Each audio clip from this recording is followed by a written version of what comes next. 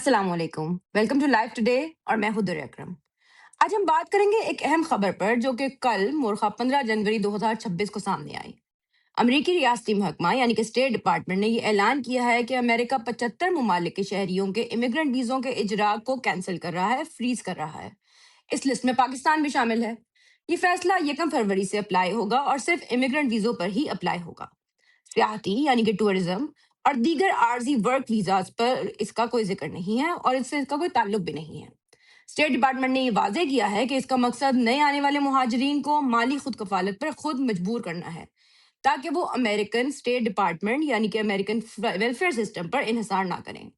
دفعات لگی ہیں public charge اور اس کے تحت دیکھا یہ جائے گا کہ آیا درخواست گزار یعنی کہ ایپلیکنٹ کو کسی بھی وقت میں امریکی حکومت کی مالی معاونت درکار ہو سکتی ہے یا نہیں۔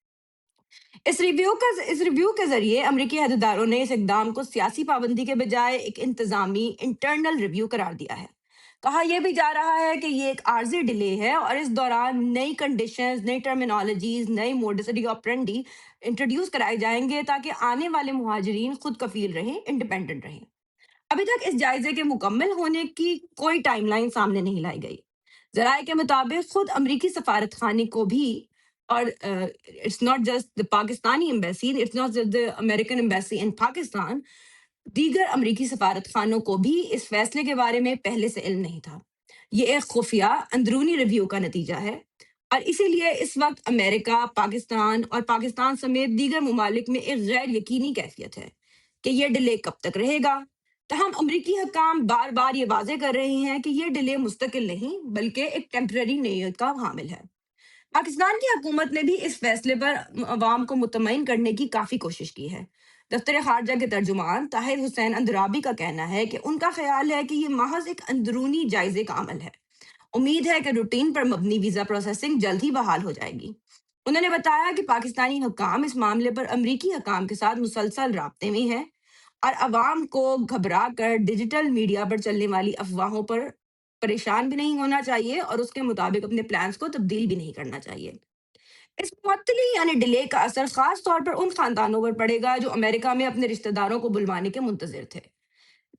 یہ فیصلہ ری یونین کیسز جس کے ماتحت خاندانی ملاپ کو یقینی بنایا جاتا ہے اور اس میں عموماً بزرگ والدین شامل ہوتے ہیں، کو امریکہ میں بچوں کے ساتھ جوڑا جاتا ہے، اور یہ ملاپ، یہ ریونین اب ایک بہت بڑی تاخیر کا شکار ہو سکتا ہے۔ ہزاروں پاکستانی ہر سال امیگرنٹ ویزا کے لیے درخواست دیتے ہیں۔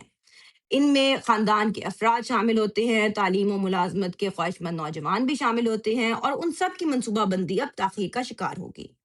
تاہم فی الحال صرف پروسیسنگ سسپینڈ ہوئی ہے۔ درخواستیں جمع کرائی جا سکتی ہیں اور انٹرویوز بھی لیے جا سکتے ہیں، مگر ویزا جاری نہیں ہوگا۔ یہ ایک لیگل عمل ہے اور قانونی ذرائع کے مطابق ایک پاز یعنی کہ تعطل کا شکار ہے۔ مطلب تاخیر ہے لیکن ویزے کی منظوری کا دروازہ ابھی بند نہیں ہوا۔ آپ کا کیس ابھی بھی ختم نہیں ہوا اور اس کا باضابطہ رد ہونا بھی ابھی طے نہیں ہے۔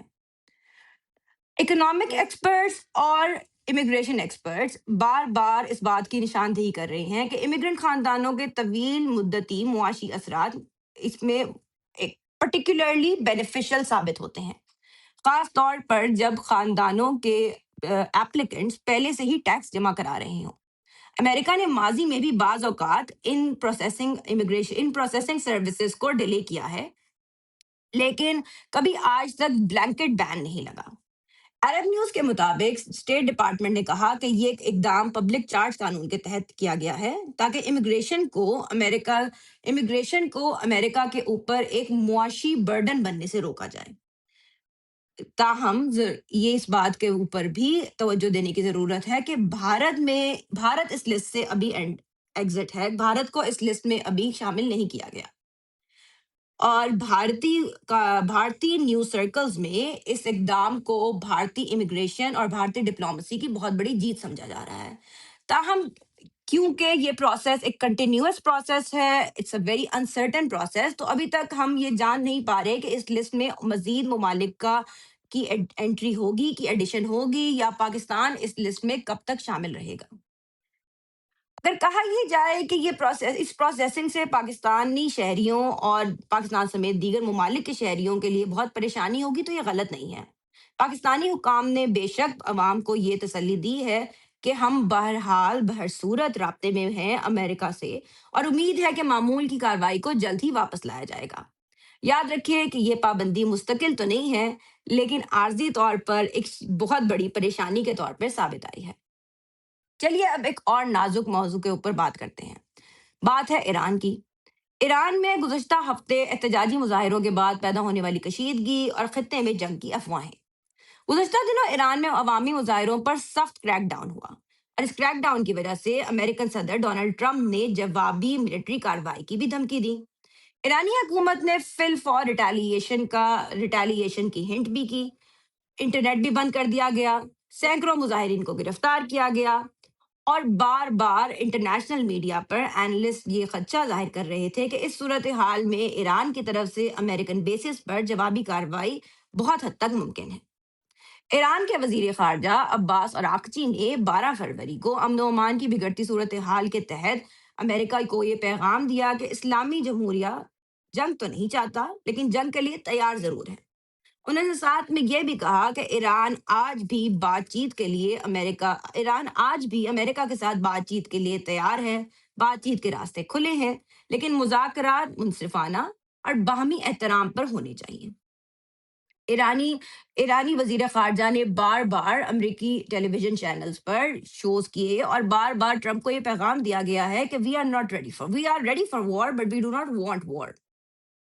اسی دوران امریکی صدر ٹرمپ نے کل ایک دعویٰ کیا کہ ایران کے اعلیٰ عہدیداران نے ان سے رابطہ کیا ہے اور جنگ سے پہلے مذاکرات کی بات کی ہے۔ تاہم ٹرمپ نے خبردار کیا کہ وہ اس ملاقات سے پہلے بھی کارروائی کر سکتے ہیں۔ امریکی فوج نے بھی بہت محتاط رویہ اپنایا ہوا ہے۔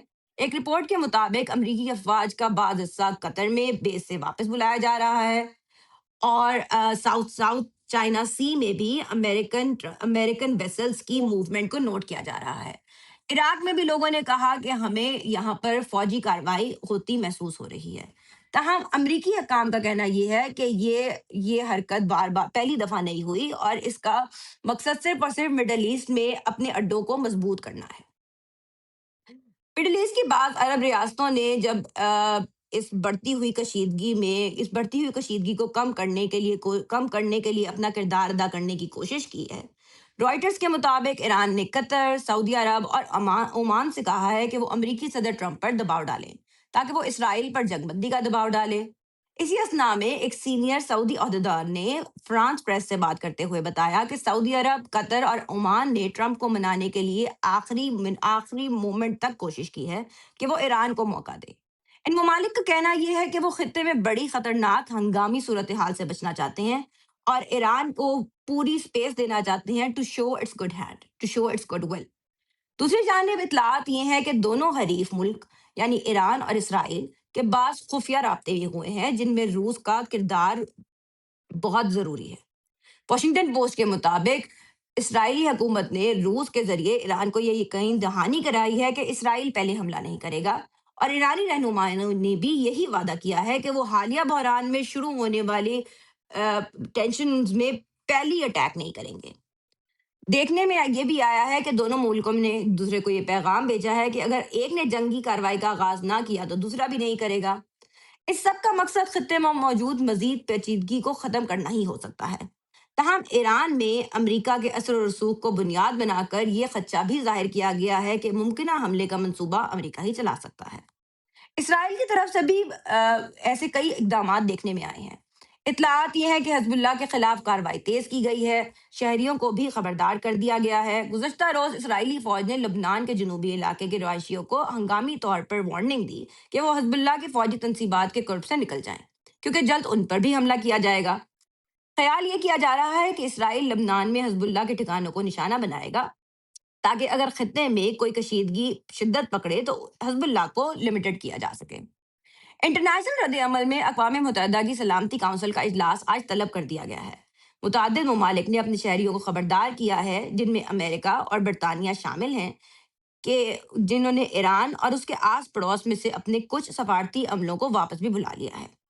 ایرانی دارالحکومت تہران میں برطانوی ایمبیسی عارضی طور پر بند کر دی گئی ہے۔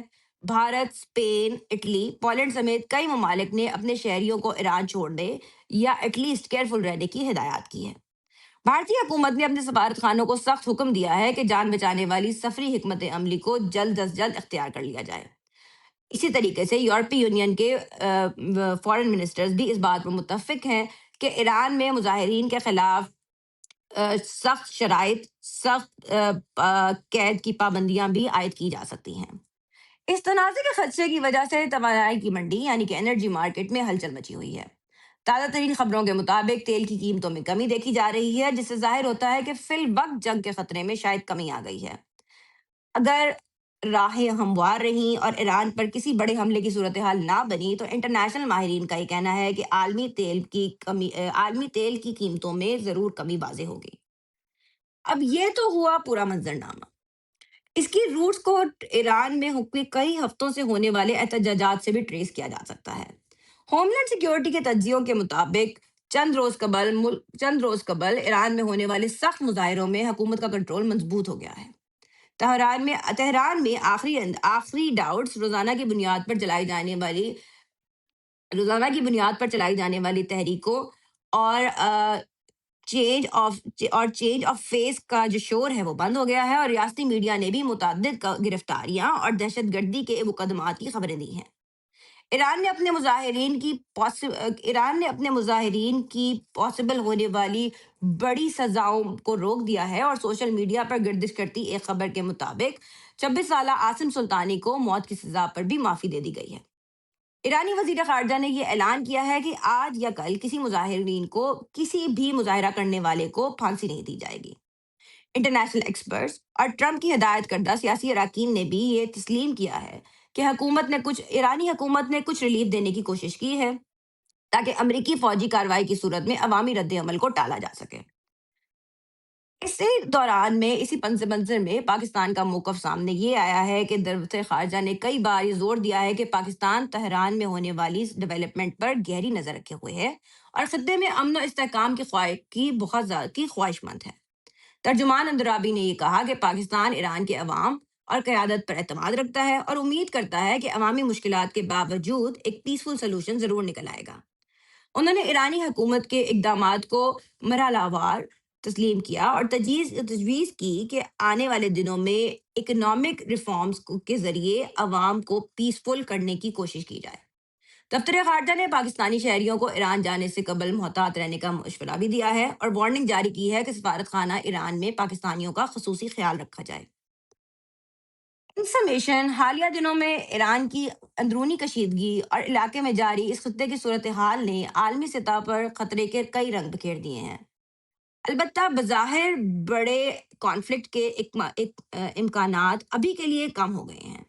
ایران اور اسرائیل کے درمیان خفیہ پیغامات اور واشنگٹن کا نرم رویہ یہ ہنٹ کرتے ہیں کہ اگرچہ بہت برے حالات بن سکتے تھے، but for the time being Iran and Israel are back from the brink of a war.